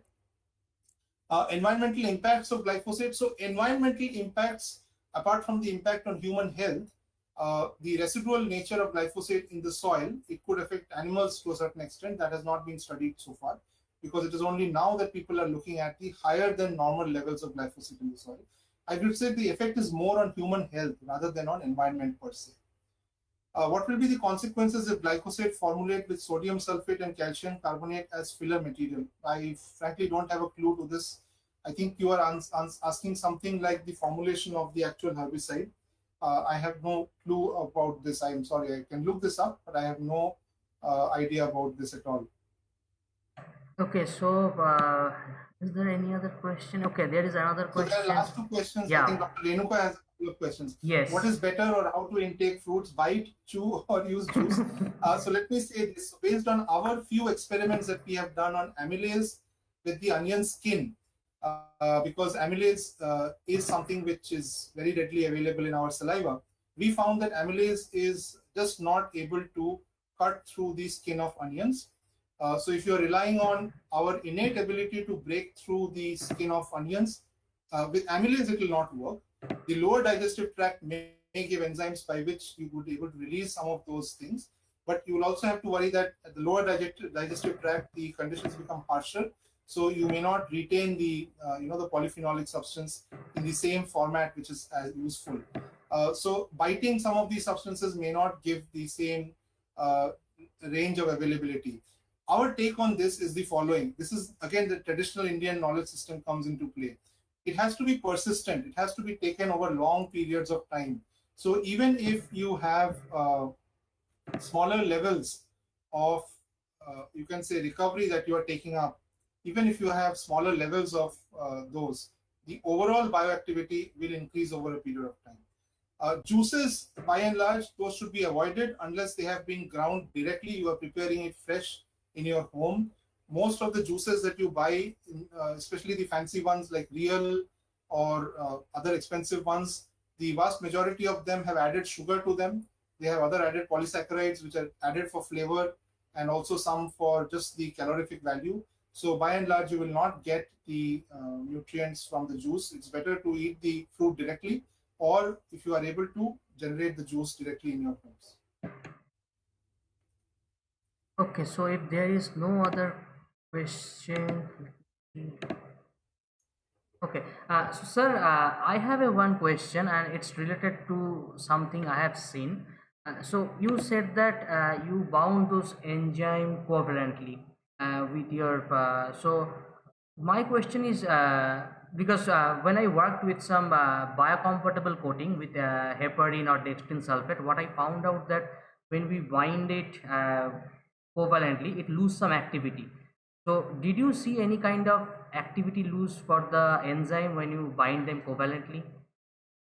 Very good question. I'm glad you pointed this out. So if you recall, I think some of you may have noticed that the difference between the free enzyme activity and our nanobiocatalyst activity, it is not a remarkable difference. It is not as if there is a 3-fold, 4-fold difference. The best that we had got was a 2-fold difference. And part of it is what you're pointing to. By virtue of forming the nanobiocatalyst, some of the effective activity is actually reduced. So though you can say it is able to, it's a trade-off, it is able to reach out and access sites in the substrate to a greater extent. But because of denaturing that happens because of the covalent immobilization, you also reduce the activity to a certain extent. So you are absolutely right. We effectively do see some of that reduction. And based on experiments we had done with the physically adsorbed enzymes, we find that yes, that is noticeable. One challenge with the physically adsorbed formulations is that it is quite hard to get a reproducible set of results with respect to the kind of application we want to do, which is an extraction-based application. Okay. So you can say one physically adsorbed sample may give you 60-70% of extracted quercetin, but another one may only give you 15-20%. So that that is difficult. So sir, if I'm allowed to know, can you enlighten me like what kind of physical techniques that you use to like extract? Physical techniques were just the grinding, mechanical grinding part, cutting and mechanical grinding. We also used various solvent extraction processes. So going across the range from very highly polar to very highly non-polar, so covering a spectrum of those, and then looking at the amount that was taken up in each of those solvents.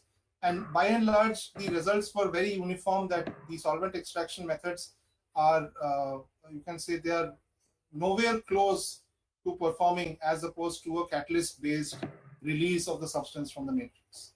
Okay, thank you very much, sir. Let's see. I don't think there is. I mean, there's plenty of questions. That's quite good, of course, from the point of interaction session. So yeah, if there is no question, uh, I thank you, the speaker, and now I hand over the session to Dr. Pratap Reddy, who will provide a vote of thanks to our today's speaker, Dr. Datta. Over to you, Dr. Reddy.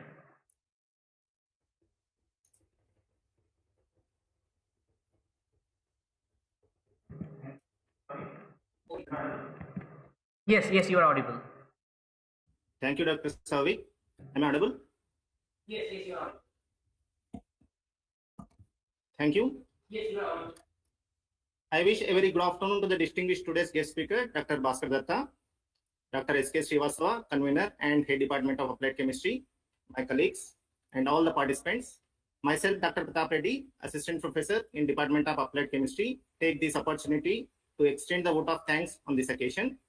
On behalf of Department of Applied Chemistry, Jabalpur Engineering College, Jabalpur, I would like to thank our today's distinguished guest speaker, Dr. Bhaskar Datta, for taking his precious time out and consenting to be the delivering lecture on nanobiocatalysts for sensing and extraction. Sir, indeed, you gave an insightful talk, and it was extremely informative and engaging. I'm sure that the students, faculties, research scholars, and all present here will have a lot to take away from your expert talk. Sir, once again, I thank you for having spared your precious time for all of us. I take this opportunity to extend my thanks to our Honorable Principal, Dr. A.K. Sharma, for providing encouragement and support. I am very grateful to Professor S.K. Srivastava, convener and head department of chemistry, for giving us an opportunity to organize this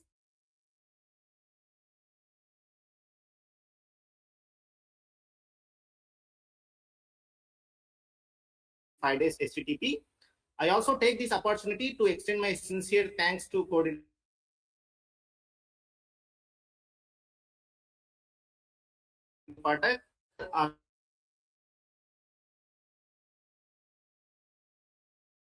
Dr. Vasudha Saxena, Dr. Savik Dey, Dr. Chandni, and the entire organizing committee. Last but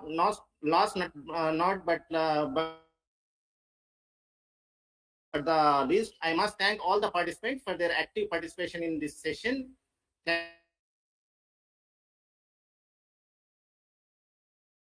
Thank you, everyone. We appreciate you being here. Thanks again for joining us today's first session, and we will see you in the next session at 2 p.m. Thank you.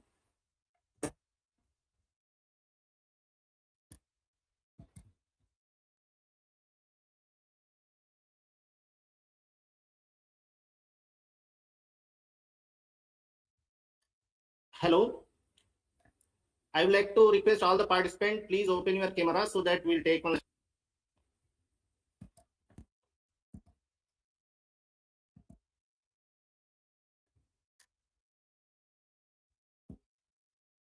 We can take one snapshot with our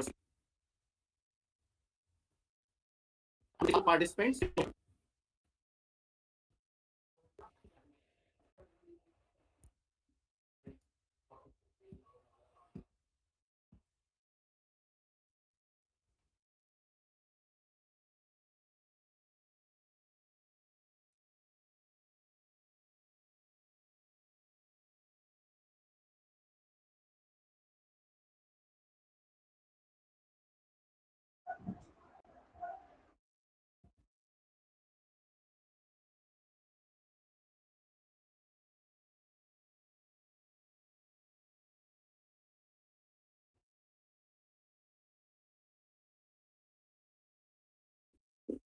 Okay, thank you much. Thank you very much.